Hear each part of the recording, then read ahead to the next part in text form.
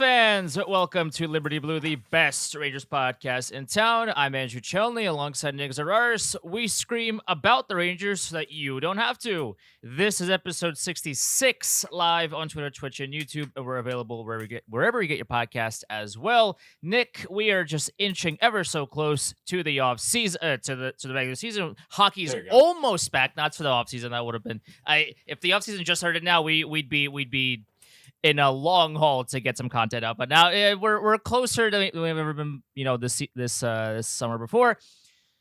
We are approaching the division previews section of the offseason content. It's time to run through the teams which are dangerous to the Rangers and which teams are about as dangerous as a wet paper bag.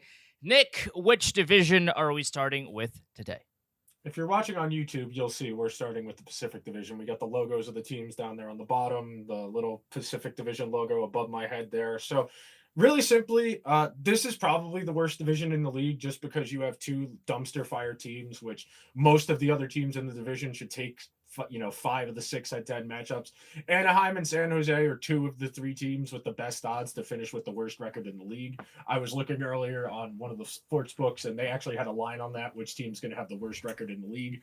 Anaheim is the second best odds, and then San Jose is the team with the odds to finish with the worst record in the league. So we'll start right there with San Jose. This is a rebuilding team that has no talent on the way, really. That's really the problem at hand here. Like, they just traded Erik Karlsson, and they got roster players who are, old and not very good. They've got a handful of guys they've drafted over the last few years who have yet to really break through. They've got a few old guys from that last wave. You've got Hurdle, Logan Couture, Marc-Edouard Vlasic. This is a team that isn't. So the way I try and explain this to people when we have the conversation about tanking and teams trying to lose on purpose, the players themselves are not trying to lose. The coach is not trying to lose. But the GM is assembling this roster with a very clear mindset of, I want to get as many bad players as possible to increase our odds of losing as many games as possible. David Quinn definitely doesn't want to lose. The Rangers have already seen that once before. I think there's a real argument that this has a chance to be the worst regular season team we've ever seen because of the goaltending. When you're looking at a tandem of Mackenzie Blackwood and Kaapo Kähkönen as your 2 starters, and God bless him, Kaapo Kähkönen was out of 102 goalies made at least 1 start last year. He was 100th in goals saved above expected, and that includes guys who played 1 game, 5 games, 10 games. He took his lumps. When you're playing on a team that bad and you make 36 starts, you're going to have brutal numbers. And then Mackenzie Blackwood, who made 18 starts on a good Devils team, had bad numbers too. So if both of your goalies have just no hope when you get off the bus, it's really hard to even find anything to even say, well, maybe this person or that person. When the 2 goalies are this bad, there's nothing you can say about the rest of the team that's even going to make you moderately competitive. I will read you right now the projected blue line for the San Jose Sharks, and you tell me over under 8.5 total wins on the season.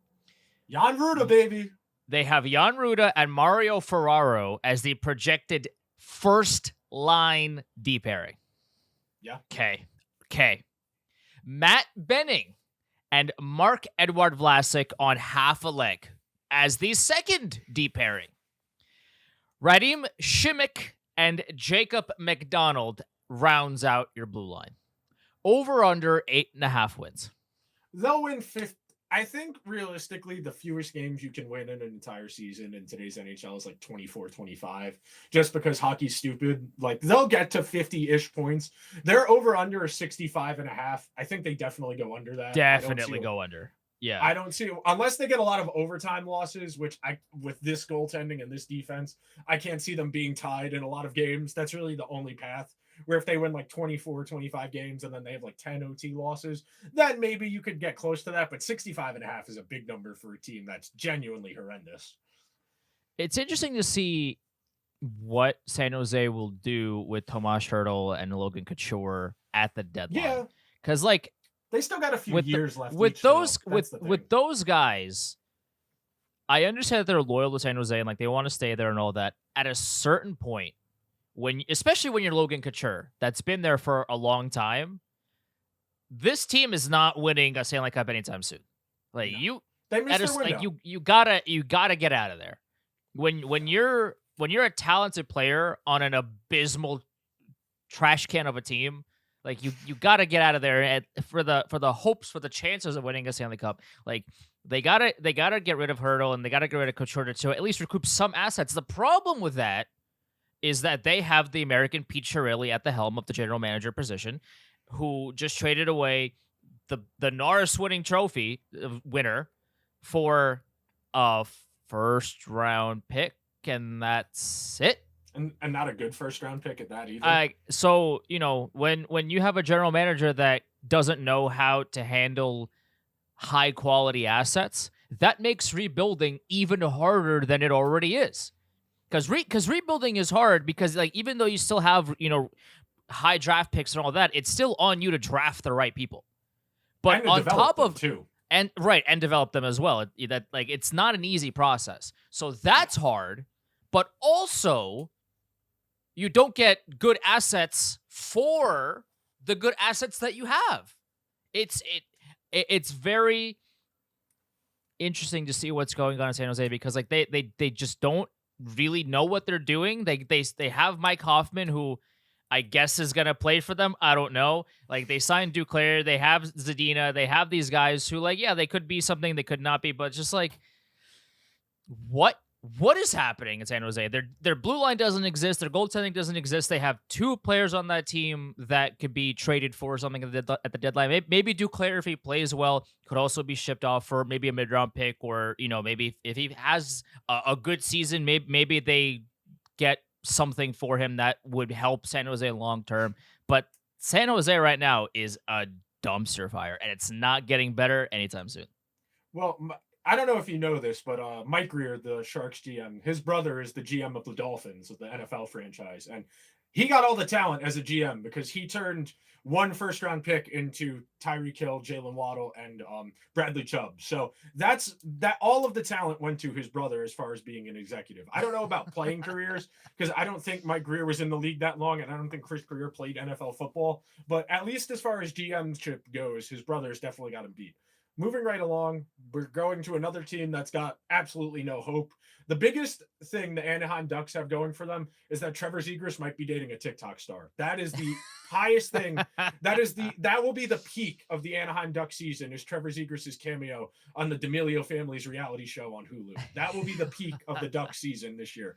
If Jamie Drysdale comes back from his injury, I think, he have a labrum last year? He had something where he missed basically the whole season. Mm-hmm. Only played like 10 games. That's really it. I like the guy they drafted with the third overall pick, Leo Carlson. He'll be something eventually, but it's a lot to ask him to come in right in as a teenager and make a meaningful difference on a team that they're closer than San Jose because at the very least they have Zegras, they have Drysdale, they signed Troy Terry, they've got Mason McTavish. They've at least got a couple of the prospect pieces. They still need to fill out a lot more of this roster. And like some of the decisions are just like stupid, like Killorn, last year Ryan Strome, and John Klingberg and Vetrano. Like those were all like, we don't want to be the worst team in the league. These are stopgap pieces to plug in holes. But the Ducks were atrocious last year, and they still ended up picking up third. Like, if they pick Bedard, this is an entirely different conversation if they do win the lottery. But the Ducks are really far away, man.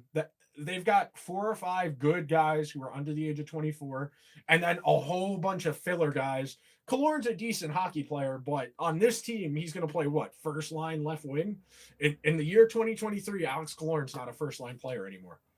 And coupled with the idea that Gibson's not going to be there for that much longer, or that's if they can get anything for it. It's so hard to get good goalie value. That's sure, the issue. But Gibson clearly doesn't really want to be there anymore. And in fairness to him, they play him every day, and he has no defense in front of him. The team is a disaster fire in front of him. So he's trying his best. Now, granted, he didn't have a great season last year, so part of the Ducks' issues was him kind of just not being, the Gibson that we all come to expect. But at the end of the day, even if Gibson, if they had prime Dominic Hasek in net, it would still be tough for them to make the playoffs, given how bad everything else about that team is. This is a very strangely constructed roster where you have a goalie that is kind of broken at this point. Like Gibson is injury riddled, and he's just not the goalie that he used to be, but he's still a good goalie in this league. You have a blue line that is one of the blue lines of all time, and you have forwards that for some reason are making a lot of money. Well, they got money to burn. That's the reason. I understand that like you have to get to the cap floor. I understand that. But giving, Ryan Strome a multi-year deal, Frank Vatrano a multi-year deal, Alex Killorn a multi-year deal, for what? Like, what does that accomplish for Anaheim? That doesn't, like, if you want to get to the floor, give Vatrano a 1 year, $8 million. Like, just if you want to go that route, that makes more sense. Because at the end of the season, when the contract is over, and if you want to, there's ways to go about that. But giving Frank Vatrano 1 million years, Ryan Strome 1 million years, Alex Killorn got 1 million years, why? How does that make sense for the long term, outlook of this team? They are a bad team. They're going to be a bad team. So why are you giving term to guys who are good, but like, don't you want shorter contracts so that they are more easily tradable, so that come deadline time, you actually can get assets for them instead of continuing to play them because no one's going to trade for them? This team doesn't make any sense to me. So the counterpoint to that, and the last thing we'll say on the Ducks, because frankly, there's just not that much to talk about. The counterpoint to that is you don't want your team to be a wasteland. You want your young guys coming in like McTavish, Drysdale, etc. Got Leo Carlson, who you just drafted, to come into an environment with guys who have had success in the past in other locations, who know the kind of the ins and outs, where like you can slowly ease these younger guys into an environment. And that sounds overrated when you're thinking about the roster construction, because like we're thinking about it in terms of just wins and losses, or getting as close as you can to picking first overall before you pull the ping pong balls and hope fate's on your side. But that's really the reason you throw all this money at these guys. It's okay, these are veterans who, these young guys, they need to learn how to be a professional athlete. They need to learn, this is how you get ready. This is how you train. This is how you be a pro on the road. This is being responsible, that kind of thing. And GMs, coaches, they value that kind of thing. We don't. But frankly, I don't think there's a ton of value in that. I would rather have that excess cap space, or like you said, I would rather give bloated 1 or 2 year deals on the premise I want as much flexibility as possible. And then when the time is right, you hit the iron while it's hot, and you go out and you either turn those guys into assets, or you just let them walk at the end of the year and you re-rack and you bring your cap space back in. But that's not the way the NHL works. The NHL really does value that institutional knowledge that only comes from having veteran guys on the team. You see it. I mean, the Sharks, the same thing. The Canucks, the same thing. Just these older guys who have been on successful teams, with good organizations, that the bad teams, they prioritize getting them because they know they need a good environment for these young guys to come into. I mean, we could talk about this through the lens of the Rangers, in the respect that that's part of the issue the Rangers had. They brought all these young guys into a group where the older guys didn't give a shit how they played out. They wanted to win. Like, as much as we talk about leadership and what it means to be a leader and who wears a letter on their sweater, part of the reason the young guys on the Rangers, aside from, Adam Fox, haven't really clicked and popped off is it's not a great environment to be in. The young guys didn't get taught how to be professionals. They got thrown to the wolves for the most part. Guys like Keandre Miller, all right, you're playing, you're playing 20 minutes a game, second pair, and you're going to figure it out. Oh yeah, and there's a pandemic going on, and you can't socialize with anyone on the team, and you're going to have to figure it out what it means to be a professional athlete on your own, because you're not allowed to be with anybody else for an extended period of time. It's really trying to get the understanding of what the human interaction, the intangibles, trying to distill that out into value is really challenging, and something we frankly struggle with in sports, that we don't know how valuable that is. And because that's how it's always been done, that's why organizations fall back on it. But you can have your cake and eat it too. I agree with you. You can have good players. You can sign veteran good players that are willing to help out the young guys, but you also don't have to give them lifetime contracts, especially when you're dealing with a bad team going nowhere fast. You can bring in veteran guys that will, help out the young guys and, be that leader in the locker room, and, all these intangibles that people have deemed important, while also not being tied to them for multiple years because no one else wants them because their contract is so long. You can do both. It's not as if like, you only sign these guys to 1 year deals and never include them in any like leadership. Like you can do both. You can help out the young guys, but you can also leave yourself the flexibility of, hey, come February, we're bad. Let me try to give this guy a chance to win the cup while getting something in return for him. So the last point on this, and we'll tie a bow on it with this note.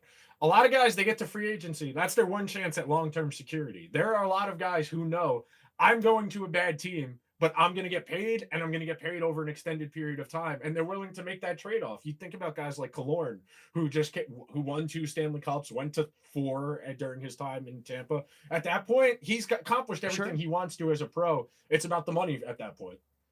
No, it is about like for players like Killorn, absolutely also get your bag, bro. Yeah. Get your bag 100% of the time. Get as much money as you possibly can. From the player's perspective, get every single penny, dime, nickel, quarter, everything. Get the key to the city. Like I love that for players. From a team's perspective, like if I'm the GM of the Ducks, why am I giving Alex Killorn a lifetime contract when the team is bad and will be bad for the entire duration of that contract? Why am I giving Alex Killorn that deal? I understand, like, he's again to get him here, a veteran, a leader. He's won cups. He's done all. Like, I get it, but if you're the general manager of a hockey team, and your thought process is, okay, this team's gonna be bad for a while, don't you want as much flexibility? Now again, we don't know the ins and outs of every conversation with every free agent that Anaheim had. Maybe they had conversation with Killorn and like this was the best compromise, and maybe Anaheim has this incredible long-term vision that I'm not aware of. But the Ducks don't have a lot of flexibility with their biggest contracts, which to me doesn't make any sense. All right, moving right along, we'll go to Vancouver next. Vancouver, significantly higher. Like I said, the Sharks were at 65.5, the Ducks 67.5. Vancouver 89.5 in the standings points. Vancouver coming off a 38-37-7 season. They came out of the gate horrendously last year. Bruce wore it. Bruce got fired in December. They brought in Rick Tocchet off of TV. They were a little bit better defensively once Tocchet got there. But this team, the defense is still a major issue. Thatcher Demko was injured last year when he did play. Only made 32 starts last year, a .901 save percentage. The other goalie who made the bulk of their starts last year, Spencer Martin, who's no longer with the organization, one of the few goalies in the league who was worse than Kaapo Kähkönen last year. They brought in a goalie with 6 career starts to be Thatcher Demko's backup, so they really understood the issues with their team last year and the volatility of the goaltending position. They traded for Philip Roenick. They brought in Ian Cole. They brought in Teddy Bluger, Carson Soucy, Matt Irwin, and the goalie Zach Sawchenko, who I'd never heard of, who had 6 career starts coming into this upcoming season. The Canucks will be a dumpster fire defensively. They'll score a lot of goals. It'll be just a matter of if Demko can save enough of them to be competitive. That's really all they'll be. I think this team will be better than they were last year. I don't know how Rick Tocchet's They can't possibly be as bad as they were out of the gate last year. Just regression. Sure. But I think just from an overall structure perspective, because the addition that they made, like they're pretty all right. Like they got rid of Oliver Ekman-Larsson, who was an atrocity defensively. He was awful. So at least, addition by subtraction there, even a league average replacement level defenseman would perform way better defensively than Oliver Ekman-Larsson did in Vancouver. So at least that overall makes the blue line better. Ian Cole is a pretty all right defenseman. Carson Soucy played pretty well in Seattle. Like Philip Roenick is also another good defenseman. Like this team defensively is going to be better than they were. I also, the Teddy Bluger edition, like these little depth pieces here and there. Like I like this team doesn't have the depth still that I would qualify to be, a solid potential playoff contender or, a first round scary team to play against. But I like what they did on the blue line. They definitely improved it because it was awful last year. And they still have Tyler Myers, who is tall. End of sentence. Like they still have him. So I guess he's going to be out there and look tall for the other team, I guess. But like this team is better and they are going to play better as a result. How much of that is going to be on Tocchet versus how much of that is just better roster construction? I don't know. We'll see. We'll see how that plays out. But I like them better than I did last year. I don't like them a lot, but a little bit more. Yeah, that's a fair estimation. I think the goaltending is a real question mark. I mean, Yeah. Demko hasn't really stayed healthy in a while. He's shown an ability to be a quality goalie at the NHL level, but he hasn't been healthy for a full season in I think 2 years now. And coming off a season where he only made 30 starts, to expect him to be able to make 50, I mean, that's an issue with a lot of the goalies in this division, and you'll see it as we move along. For the most part, a lot of these goalies have never made more than 35 starts in a season. And when you do that for the first time, your body just doesn't have it. I mean, we'll talk about it in respect to Stuart Skinner when we get to the Oilers, Aiden Hill when we get to Vegas, Phoenix Copley when we get to LA. A lot of these guys haven't made more than 30, 35 starts in a season since they were 16, 17 years old in junior hockey. And the ramp up to go from 30 to 50 starts is just not doable in one season. So that'll be an issue for sure for Vancouver, considering how they're constructed. Like you said, they'll be better defensively. I mean, Quinn Hughes is kind of underrated in the scope of defensemen of the entire NHL. Roenick is a better partner than Tyler Myers. Roenick and Quinn Hughes is a legitimate first pair in the NHL. They've got a solid forward group. Still curious to what they end up doing with Brock Besser. Pedersen had 100 points last year. JT Miller has been a point per game player the last 2 seasons there. They've got an okay, pretty solid group, but it's just a matter of if they can be the best of these mediocre teams in the Western Conference, because there's a lot of them, frankly. Like last year, the last playoff team, which was Winnipeg in the West, got in with 94 points. It's not impossible for Vancouver to finish with 91, 92 points. That's it. That is a plausible scenario for them. It all just hinges on their goaltending. If Thatcher Demko can stay healthy and put up pretty okay numbers, they have a good chance. If Demko, falls early or has issues or has bumps in the road, and we don't know what his backup is going to bring. Like Arthur Seelovs, this guy could be a created player in NHL 23 for all I know. Like I haven't seen him play, so I can't speak to how confident I am in his ability to just appear as a starting goaltender in the NHL and put up a .930 save percentage and carry the Canucks to a playoff berth. Like I can't speak to that. So that the Canucks' chances right now very much hinge on, can Demko stay healthy, and if he can't, can Seelovs do something that most people on the planet cannot? Yeah, it is. That's the story of this entire division, frankly, is goaltending question marks. Even Vegas, who won the Stanley Cup last year, like I said, Aiden Hill, the most starts he's ever made in a season is like 34 at the NHL level. Stuart Skinner, same deal. Jacob Markstrom is probably the most seasoned goalie in this division, him and John Gibson, and not both of them are coming off pretty brutal seasons. And it's just, this division in particular, I think, is subject to the most volatility because of how unpredictable goaltending is in general, and then the types of goalies these teams are bringing in. Like when we get to the trio that the Kings are going to have in camp, you're going to look back and forth. And this is a team that thinks they can win like 2 rounds in the playoffs with this group of guys in net. It's just that's really the recurring theme for a lot of teams across the entire league. Frankly, we talk about this in respect to quarterbacks in football, where if you don't have one of the 7 or 8 really good ones, it's the same thing with the goalies. For the most part, these teams are just passing around the same 15 goalies who make 30 to 40 starts every year. Like Cam Talbot's been on like 12 teams now because every team's like, we'll give him a shot. Mike Smith, quite a bit of time around the road. David Rittich, quite a bit of time on the road. So any last shots you want to get in on Vancouver before we move to Seattle, or are you good? Goaltending, man. Like that's, their blue line's better. Their offensive forward group, if there's an injury, if there's one injury, it's over. It's Jover. Yeah. That's the Canucks season in a nutshell. Is if there is one injury, it is Jover. Okay. Next up, Seattle. surprise team last year. Made the playoffs, won a round, did a lot better than a lot of people were expecting because their inaugural season went so poorly because their goaltending was just atrocious. And frankly, they got by last year with atrocious goaltending. All three of their goalies who made at least one start, 900 or worse. The most starts out of anybody in that trio was Martin Jones, who made 43 starts, who, 899 save, 880 save percentage, 94th in goal saved above expected. The team in front of the goaltenders was that good. Seattle's a really balanced group.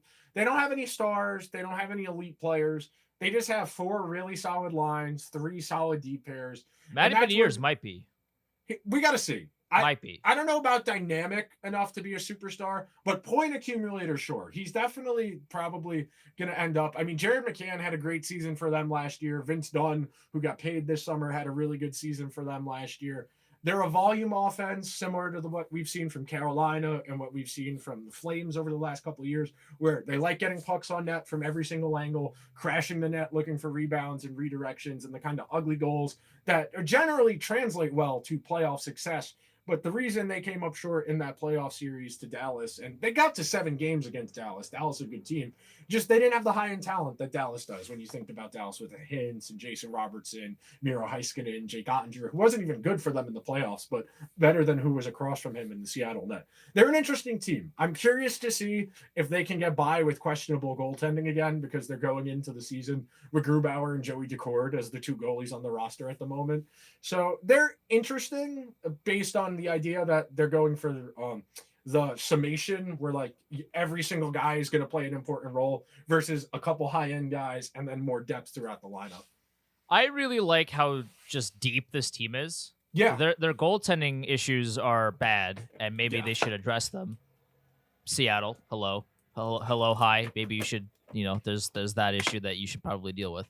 But I really like their decor. I really like the way that their forward lines are structured. The Tanev, Belmar, and the Yamamoto addition also, just to kind of round out that bottom 6. I really like. They got Eli Tolvanen from Nashville for free.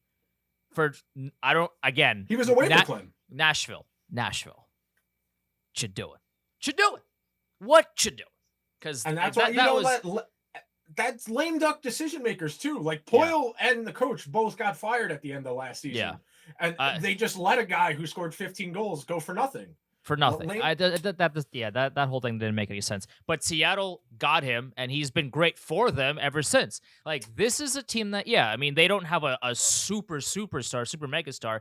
Matty Beniers might be. I really like his game. I like how, he's like this past season that he played a really just a powerful game. Yeah. Where he was noticeable. He's noticeable on most of the shifts that he takes. And he's still, how old is he? Like 20? He's in his early 20s, right? So like he's still, he's got so much runway left that I'm expecting really big things out of Matty Beniers. The goaltending is a big issue for me. Like, they played very well last season despite having bad goaltending, but there's like it's tough to replicate that. When it's tough to replicate that kind of success across multiple seasons when your goaltending is consistently that bad. We saw it in their inaugural season, right? Like they weren't that bad of a team on, like they were not great as but like their goaltending was so bad that it derailed their entire season. And it hopefully doesn't happen again because I really like the way that Seattle is constructed right now and for the future. But their goaltending right now is the biggest red flag for me because it could either go well and, Grubauer plays to the level that we expect and all these things, or the wheels fall off and they're scrambling for a goaltender. Yeah, I mean, they scored the 6th most goals of any team in the league last year. They have 4 lines that can all contribute offensively. They've got a good, of their 12 forwards, they've got a good 7 or 8 guys who can score 15 goals. That's nothing to sneeze at. And then all 12 forwards in their lineup should be able to score at least 10 goals. That's decent depth off rip. And then you get to the higher end guys who can flirt with in that 20 to 30 range, like Jared McCann, Bjorkstrand, Matty Beniers. It's a really solid forward group. The defense is nothing special. Vince Dunn is good, but it's solid. It's reasonable. They had really good underlying numbers, even in the inaugural season when they were bad. It's just they had no goaltending to speak of. And goaltending is volatile as hell. So there's a really good chance that it's just the every other year where the goaltending is going to stink. And that's probably the biggest thing they need to figure out going forward for how they go from playoff team to Stanley Cup contender is goaltending and getting themselves a difference maker superstar type player. Those are really the two barriers for Seattle, because I can easily see them making the playoffs again. Do they go get a Gibson? Do they go get a Hellebuck? I mean, I don't know how Western Conference, I don't know how willing those teams would be willing to trade, especially Anaheim within the division. But these are the goalies that want out the most. Do they pony up a really good offer that beats everybody else out of the water, and maybe there's an in conference and in division trade? Because this is a really good team with a very shaky base. Yes. And if they really want to reinforce the base, they need to shell out a good offer to reinforce it. Because if the base crumbles, it's over for everybody. They've been very reserved in their transactions. They have been very careful about keeping as many draft picks as possible, not tying up a lot of money. They are waiting for the opportunity to strike to go out and get an impactful player. It's just a matter of finding one that they can get and that wants to stay, frankly. Like they locked up Vince Dunn, which good. You keep your good players. He's still pretty young, where that deal probably won't age horrendously. But you need to go and you need to eventually, it's great to have all these draft picks and stuff, but when you're a good team, your draft picks aren't going to make your team for 3 or 4 years, frankly. So you are more likely to get something useful by turning that into a roster player than you are by drafting someone and waiting. For sure. All right, moving right along, we move up to the Calgary Flames, the first team out of the playoffs last year. Missed the playoff spot by 3 points. Their over-under total is 93.5. Set the record for most one-goal game losses in an 82-game season. 38 one-goal losses in a season. Preposterous. 17 overtime losses. Both goalies under 900 save percentage. They lost their best goal scorer in Tyler Toffoli, who they traded to the New Jersey Devils. They got rid of the coach who was purportedly fostering a very toxic environment that nobody wanted to be a part of. They brought in a new coach who has never been a coach at the NHL level. They have a new GM who has never been a GM at the NHL level. They have 4 roster players who have vocalized or asked for trades. Their best player still on the roster, Elias Lindholm, has not committed to a long-term offer that is sitting out there. Their only free agent signings, Dryden Hunt to play in the AHL, and Walker Dewar, who was a restricted free agent. They let Milan Lucic and Trevor Lewis walk. This is effectively the same team as last year without Tyler Toffoli. I don't think they'll be particularly good because they don't have enough goal scoring. It's really that simple. And their goaltending is awful. Yeah. So I want a 30 for 30 on what happened at Jacob Markstrom before the Oilers series and after the Oilers series. He played too many games. I want a 30. Season. Well, the thing about it though is that he played so well, right? Like during the season, during that, I think it was the first round of the playoffs before the Edmonton series. He played so well. And then they got to Edmonton, round 2, game 1, puck dropped, and he forgot how to play hockey. And he made 63 starts at that season. He has not remembered how to play hockey, that's the scariest part. I understand having a bad series because you played too many games and the wheels have fallen off and you're just too tired. But after an off season, to continue to play that bad is very alarming. I would love to figure out what exactly was the reasoning, but like what caused Jacob Markstrom from playing so well to all of a sudden just looking like an AHL goaltender. It's very strange to me, and I don't know. Maybe he fixed it. Maybe we'll see Jacob Markstrom returning back to form this season.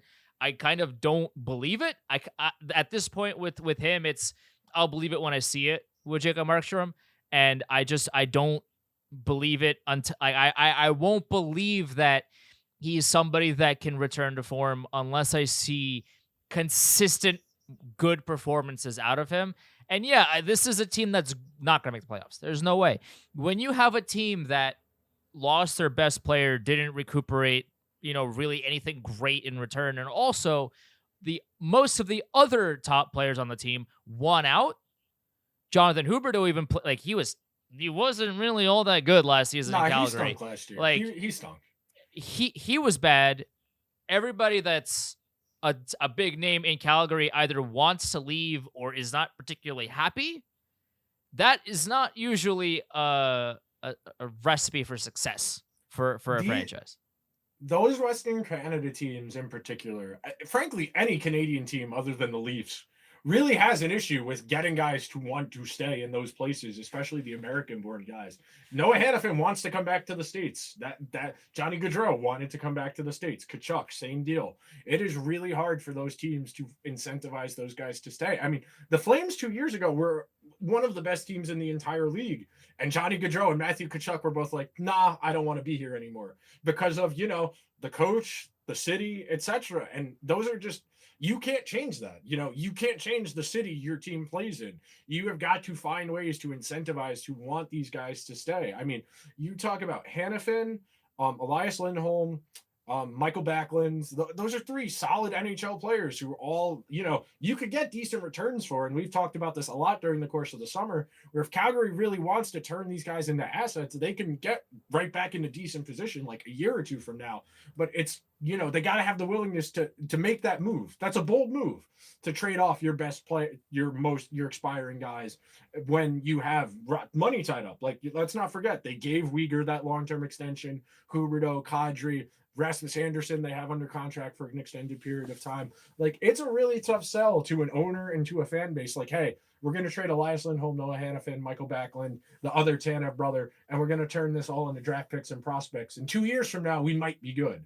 It's a really tough sell, and I understand why they didn't take the plunge, because, like, it would have made sense to do it at the draft. You could have turned Elias Lindholm into, like, the 12th overall pick at the draft this year, and you would have been in a lot better shape than you are right now. But they didn't, and yet, like, it's a tough sell. At the end of the day, it's hard not to make those kinds of moves when your top players all went out. Yeah. Like, if they were either quietly asking for trades or, they weren't as open about wanting to leave, that the message of we're going to remain competitive would have been a lot easier to sell. The problem is that when all of the guys that, are make up the top lines on your team all don't want to be there, that becomes a lot harder of a message to sell to prospective listeners. Okay, you're going to be a contender, but everybody that's going to make you a contender doesn't want to be here. Okay, so what's the solution here? Like, there's, if Lindholm's didn't say that about his contract, if these guys like didn't ask for trades very publicly, you could have sold me on the idea that, hey, they're just gonna run it back and maybe things won't be as bad. But right now, given how their top names don't particularly want to stay in Calgary, I can't see them making a run, because like they're very just kind of like they're gonna show up and do their jobs, but do they really want to make a long run in a city, in an organization that they don't want to be a part of? I don't think so. Yeah, 93 and a half seems like a big number for them. That might be one to keep an eye on. Moving right along to the Los Angeles Kings, who made the playoffs again, second straight season. Their over-under number is 100 and a half. They lost in 6 games to the Oilers in the first round. Solid year last year. They were 9th in goals, 16th in goals against. Drew Doughty decided he wanted to play hockey again. That helped them out a lot. Anze Kopitar doesn't age. I mean, he signed an over 35 extension this year.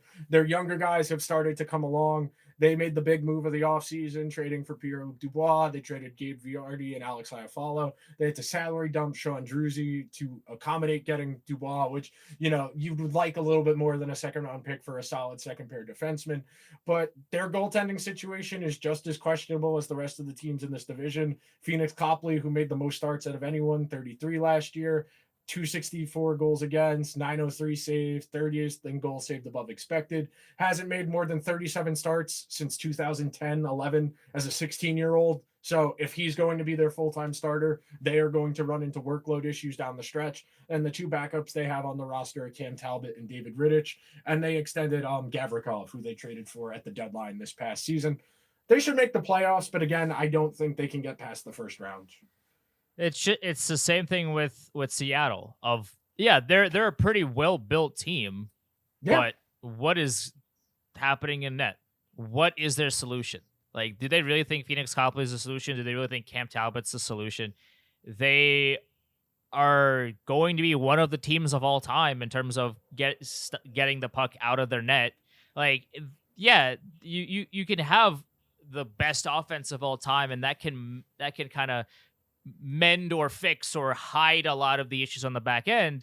But at the end of the day, when you need your goalie to make a big save in Game 7 of the Western Conference Finals, and there's a really good opportunity for their team to score, can you rely on your goaltender to make the save that prevents the other team from winning the game? If you ask that to me about Cam Talbot, about David Rittich, about Phoenix Copley, the answer for all three for me would be a big fat no. So that is, for me anyway, the biggest question that I have for LA is, I mean, they're a deep team, and I like their offense, even though I think they did trade a lot for Dubois, and I didn't like that trade for LA, but even though Dubois is a really good player, he will help them. I don't like how much they had to give up to get him. Their goaltending to me is a massive issue. Maybe even the biggest issue of the playoff teams in the division. Like, even, I have more faith in Seattle's goaltending than I have in LA's goaltending. Like, it's that bad in LA, and I don't see how they fix it. I agree with you. It's a real challenge. There just aren't a lot of good goalies in the league. That's the issue at hand as we do the previews across the division. There's probably 10 goalies you trust in the entire league. And, there's 32 teams in the league. So that means 22 of these organizations are praying to the goaltending gods that they get a good season from one of the random guys they pick up. They're solid. I mean, going down the middle, Kopitar, Dubois, and Deneau, that's a really good 1-2-3 down the middle where they should be better defensively because they feature three guys who are pretty solid in terms of suppressing chances against. You hope some of these younger guys, whether it be, why can't I think of Buddy's name? That's terrible. Quentin Byfield can finally kind of get to that next level. It's really weird that the third overall pick in that draft has so far been the best out of all of them in Stützle, but I digress on that note. The Kings will make the playoffs because they're the best of the rest of these teams. I think they're better than Calgary, Vancouver, Anaheim, San Jose, and I think I like their talent. Their high-end players are better than Seattle's high-end players, which leads me to take them in a head-to-head, but I think there's a good chance both Seattle and LA both end up making the playoffs. The Kings are a solid team, but again, they're limited by their goaltending, and it really caps out their ceiling. It's different to be good regular season versus good postseason, and LA is set up to be a good regular season team, which is different from the next team we're about to talk about in Vegas, who I think Vegas is better situated for the playoffs than the regular season, and I wouldn't be surprised if Vegas finished third or a wild card in this division, just frankly because they're kind of in the next tier now. They're in that tier with the teams like Tampa and Boston was for all those years, and where Toronto is now. We're they just got to get in. The seed doesn't particularly matter. They're well situated to play whoever they're going to play once they get there. It's just a matter of getting in and getting in as healthy as you possibly can. Because LA last year, I mean, they won their division. Their over-under is 103.5. They had 51 wins, 22 and 9. They won the Stanley Cup in 22 games, which very impressive that only one of their series went. They went to 6 games twice. They didn't play a single game 7 the entire playoffs. They were dominant in the playoffs last year. At an even strength, they scored 66% of the goals in the playoffs. They scored 66 goals. Okay. So, when you don't prioritize just scoring on the power play, good things happen at 5-on-5, Nick? You're blowing my mind over here. Yeah, Vegas scored 66 goals in the playoffs and conceded 33 at 5-on-5. That is just outstanding play driving. Marchessault was amazing for them in the playoffs, over a point per game. Eichel, a year and a half removed from the neck surgery, looked like the guy we know he's capable of being again. The one keynote, they did have to trade Riley Smith to make money work to keep Ivan Barbashev and Aiden Hill. But other than that, this is more or less the same team that won the Stanley Cup. Logan Thompson should be back in the mix after missing most of last season with an injury. So you have a little bit more of a tandem situation versus going into the year with Aiden Hill. But Vegas is relatively well situated to be a playoff team again. And then it's just a matter of once you get in, can you get hot at the right time? Daily Faceoff right now has Brett Howden listed as the second line left wing. Hey, they knew what to do with him. And that's the difference. Vegas saw, okay, all he can do is skate in a straight line. Let's put him with guys like Mark Stone or like Chandler Stevenson or like Marchessault, who all he's got to do is go and get the puck. That's the thing Vegas did really well. Same thing with bringing in Barbashev to be that kind of past puck retriever. Think about what they've done with Chandler Stevenson, who was a throwaway. They got him for like a 5th-round pick, and he made the All-Star game last year because they have their front office, their pro scouting has really done a great job of identifying guys who are specialized. They're really good at one thing, and then they only ask their guys when they acquire them to do that, and they get better results. Brett Howden was legitimately the worst player in the entire NHL. All 3 seasons he was a New York Ranger. He went to Vegas. They did not have any depth, as everyone recalls 2 years ago. They had to play games with, 16, 17 skaters because they were over the salary cap, and he was just a warm body. But last year on a good team, they were able to identify how to use him properly, and they got decent results out of him. Vegas has done a great job of, I think them having the success they did the first season really changed their calculus, which of course it should. But they have done a great job of identifying where they can improve on the margins. Like they haven't just been content to be good. It's, oh, we have Marc-Andre Fleury. Well, we could get Robin Lehner, who's better right now. Let's go get Robin Lehner. Okay, let's do that. Oh, we like Shea Theodore. He's pretty good. But we can get Alex Pietrangelo and add him to this group. They've done a really good job of just always identifying where they can get better on the margins. Yeah, and I wish more teams would do that. I wish more teams would realize, hey, we have these sets of players that can do one thing really well, or teams that are not comfortable status quo. I wish more franchises were pushing the envelope of any way to get better right now. While our window is open, is how we want to operate. Yeah, we're good. We're good. Like we're gonna make the playoffs, but what can we do to win the cup? Yep. How do we take this team that is going to make the playoffs into a team that can that is so dangerous it can win the cup? How do we do that without destroying everything else in the process? Without closing the window if we don't win 1 year, which Vegas has done an excellent job of. They haven't closed the window. This is the same team pretty much. Yeah, Riley Smith is going to be a big hole in the Vegas offense. No, ifs, ands, or buts about it. This is a big loss for Vegas, and we'll see how they kind of go about without him. But when that's kind of the best case scenario for a team that just won the Stanley Cup. To essentially bring the entire team back minus like one player, that's about as good as you can get. So Vegas did a really good job of not only winning the cup, but just extending their window as much as possible. Like they didn't ship out 9 first-round picks to get somebody. They didn't empty the cupboards. This is a well-structured team now for the future. Yeah, their goaltending's a little suspect, and we'll see how that plays out. But I've been saying that for pretty much every team so far. Like, all you got to do is get in, and Vegas is a really deep team that I like. Yeah, they're in contrast to Edmonton, who we're about to talk about. I think Edmonton is well situated to be a good regular season team. I think Vegas is much more better situated to be a better playoff team than them. And frankly, because we'll talk about it now, Edmonton, they are the projected favorite to win the division. They have one of the best cup odds. I think they were 6th last time I looked. Their over-under total was 104.5. They lost to Vegas in 6 last year. They were first in the league in goals for. They were 17th in goals against. They threw all that money at Jack Campbell in free agency last year. He went 21-9, 341 goals against, 888 save percentage, 99th of all goalies in goals saved above expected last year. Stuart Skinner saved their bacon last year. He went 29, 14, and 5, 275 goals against, 913 save, 11th in goals saved above expected. Stuart Skinner has not made more than 50 starts in a season since 2016, 2017. They only changed on the margins. They let Yamamoto walk. They brought in Derek Ryan, Matthias Janmark, Connor Brown, Jake Kadrula, Ryan McLeod, and they gave Evan Bouchard a bridge deal.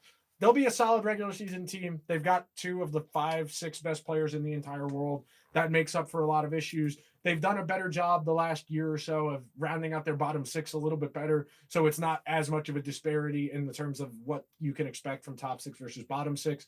The addition of Matthias Ekholm at the deadline last year was really good for them. He was really impactful in terms of shutting down what the other team wants to do.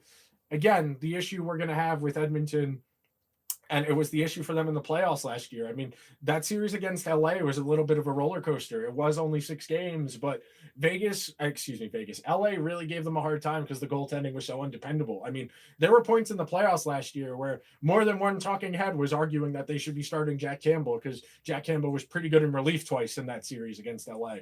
And it's really hard to know how these goalies will hold up when they haven't made this many starts ever. Like Stuart Skinner is probably going to go into camp as the presumptive starter. I mean, he was a Calder finalist. He had a really good season. But can you expect a guy who made, 30-something starts last year, 41 starts last year to jump up to 50 after breaking down towards the end of last season after making that many starts? It's really challenging to see how Edmonton can kind of break through the ceiling they have. I'm also really interested to see how Connor Brown plays in Edmonton because he played 4 games last year and then he suffered an ACL injury, had to miss the rest of the season for it. So because he played really well in Toronto, he played really well in Ottawa before then. I am interested to see how he fits into Edmonton's offensive structure and how he just plays. Period. Anytime you come back from an ACL surgery that he had, like it's not easy to come back, to game speed right away, but also how to manage that process as you go along throughout the year. I'm sure it'll get easier in February as, I'm sure it's going to be harder in September, October for Connor Brown, but I'm the goalies, man. The goalies, Connor McDavid and Leon Draisaitl can only carry you so much. If you lose every game 8-7, Connor McDavid scores 7 goals in Edmonton's 8-7 loss.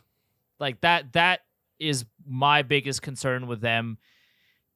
Yeah, they're offensively, they're a deep team and they have the blue line to potentially kind of mask a lot of those issues. Matthias Ekholm was a phenomenal get for them. Like Ekholm played so well for them down the stretch, and he played really well for them in the playoffs. It just all boils down to their goaltending, and they might get it in the regular season. They might, but come the playoffs, we saw this last year. Like, yeah, I mean, Skinner played well enough to be an all-star, and he was all these things, and then the playoffs happened, and he was awful. Okay, he was cooked by the end of the season. I need to see how he bounces back from that. If he can prove me wrong, awesome, great. I would love that, but I want to see it first before I believe it. All right, that's the teams. Who do you think wins the division? I think it's got to be Edmonton, just because of how dynamic their offense is, and they can win a lot of games 8-7 in the regular season. Like McDavid, Draisaitl, they're also angry at this point. They haven't been to a final. Like they haven't been to that promised land yet. I'm sure they're angry and hungry to just dumpster everybody that comes in their path this season. So I think Edmonton wins the division, but until I see how the goalies play, I don't want to peg any winners come playoffs. Okay. I agree with you. I think Edmonton wins the division in the regular season. Who do you think has the highest ceiling out of all these teams? I think it's Vegas. I would agree it's Vegas. I want to kind of put like a little chip on Seattle, because I like if their goaltending can just be solid, they're going to be a really good team. It all kind of hinges, like they are such a deeply structured team that their wild card is just their goaltending. If they can get it, then they're going to be they might be one of the best regular season teams in the league. But it all depends on how their goaltenders play, because like, Philip Grubauer is one of those goalies that when he's on, oh man, like he can play very well for you, and he can had win great you games. Flashes in Washington and Colorado. Right. He had great flashes. But when he's bad, he is really bad.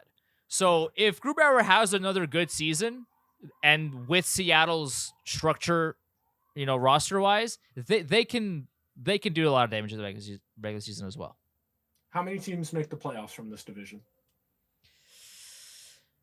I'm gonna say 3.5, and why I say 3.5 is because it very much depends on LA's goaltending.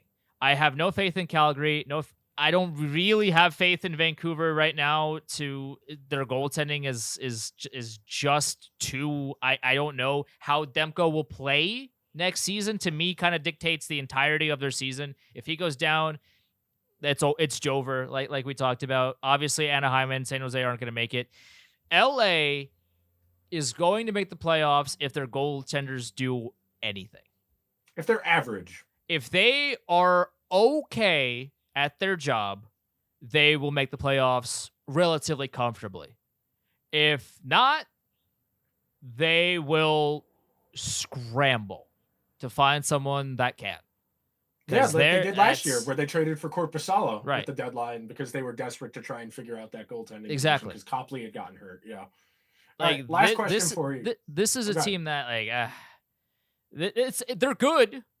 They just need something in the blue paint for them to get it done. Last question for you. The San Jose Sharks record against the New York Rangers this upcoming season will be blank. 2-0. They did split with them last year. 2-0. It's the David Quinn curse. It's the David Quinn Super Bowl. He got them so fired up for that game. Oh yeah. He does it like that's what he I wish he coached that way every game instead of just 2 of the 82, right? You would think that a head coach could do that, but no, like for some reason David Quinn has got it in against the team that he couldn't coach a paper bag out of. And yet, like he's so fired up to beat the Rangers, as if like, this is the Rose Bowl, this is the Super Bowl, like this is his championship, and if he wins against the Rangers, and like, vindication. It's like, dude, no.